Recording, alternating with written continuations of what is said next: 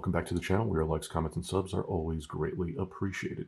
About a year and a half ago, I had a video where I was unboxing the Zoom R20 multi-track recorder.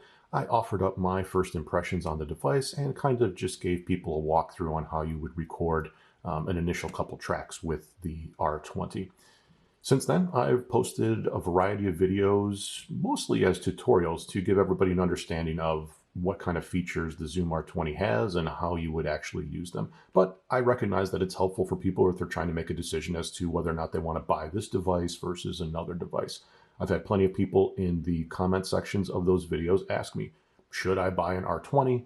And if you've looked at my comments, I don't universally recommend the R20 for everyone because it's not a perfect fit for everyone. For some people, it absolutely is. And for other people, I think they should potentially look at other devices to meet their recording needs.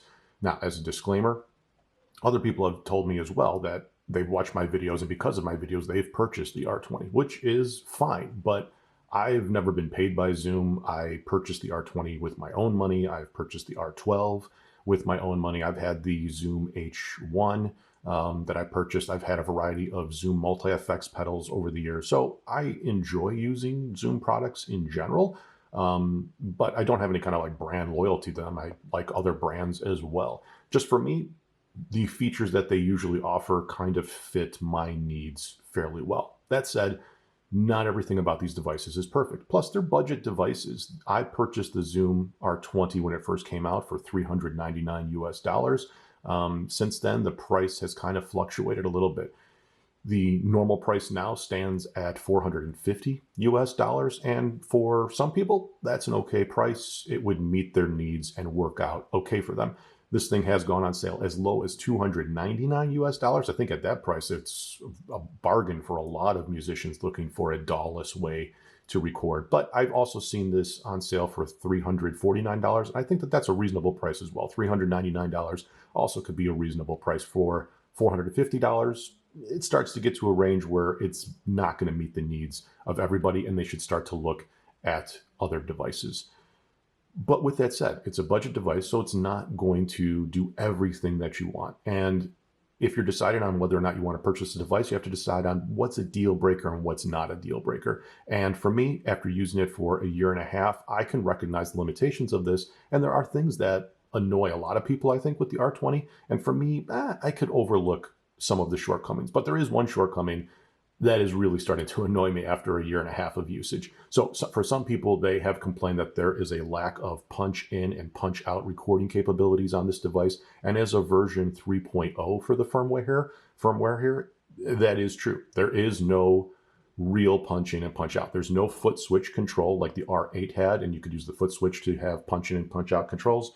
Additionally, you can set markers on your track view here, but you can't use the markers to set up a punch in and punch out timeline. I feel like that's something that's fixable with a firmware update. I have no idea if Zoom is going to do that. I would like to see them do that. However, for me, it hasn't been a deal breaker. I thought it might be, but it really hasn't, because if I've got something on track 2 that I don't like this one bar here, I could just hit play and record so I can listen to what's going on track 2, but I could arm track 1, record something on track 1 right there. And using the touchscreen, it's fairly intuitive to just splice out that one problem section in track 2, trim up what I just freshly recorded on track 1, and then insert it back into track 2 and have a seamless sort of flow as to what track 2 might be, if it's like rhythm guitar, a synth, or a solo guitar, something like that. And it works fairly well. You can also just overdub if you want and just play over track 2 and then hit the record button manually and record over it. So there's ways around it. It's not perfect. I still would like to see punch in and punch out,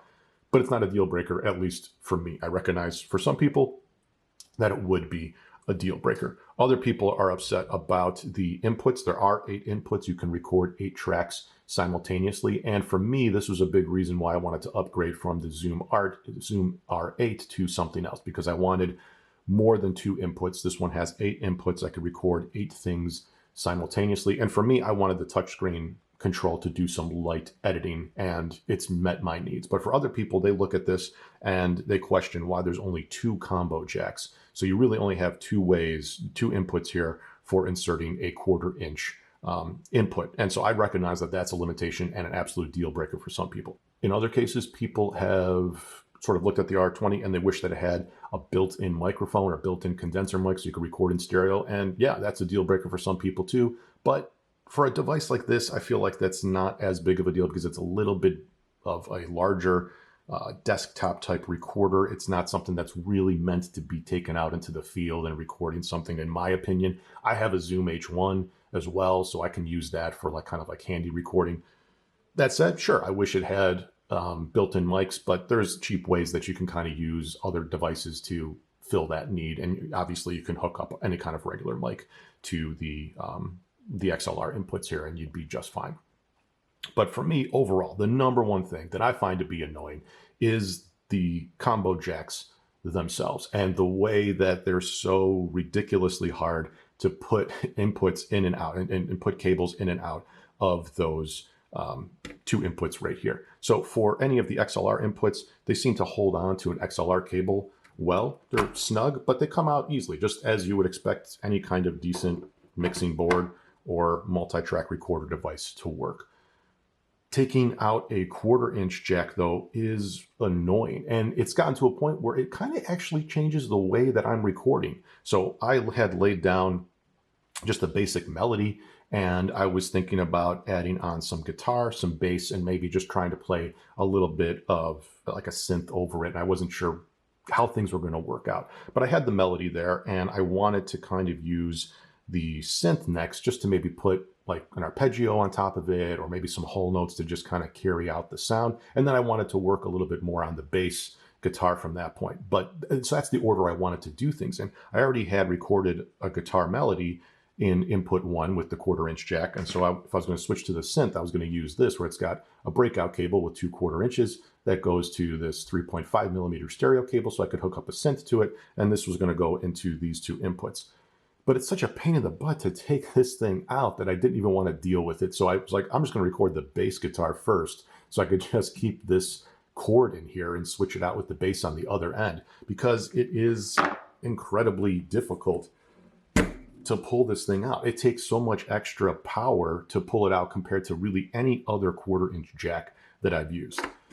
And pushing it in, it requires a lot of force as well to push this thing in. I don't know why Zoom made that compromise. I don't really understand why they didn't put a few more combo jacks. I could see where maybe they didn't want to put 8 in. It saves them a little bit of money. Inputs 5, 6, 7, and 8 have phantom power, but 3 and 4 don't have phantom power. So these are just straight XLR inputs that you're probably only going to use for dynamic mics. I don't know why they just didn't continue that. If they had just put, combo jacks here, I think that would have appeased a lot of people. But at the same time, why didn't they put combo jacks in that just work a little bit better so you don't have to apply so much force to take these things in and out when you're snapping them in and out? It's just, I don't understand it. So for me, that is the most annoying thing. Is it a deal breaker for me? No, I still use the R20. It still fits my needs, but it's just not the best. I don't know why they made a compromise here to put these jacks in. Now, you're not going to pull this thing out accidentally during a recording session. I guess that's one benefit to it, but still, it's not my favorite part of the device, that's for sure. So I just wanted to give an honest impression about the R20, that everything that I talk about in the tutorials, they are designed mostly to be tutorials to help people understand how to use the options. But I do recognize that people will look at those videos and try to decide if they want to purchase the device or not.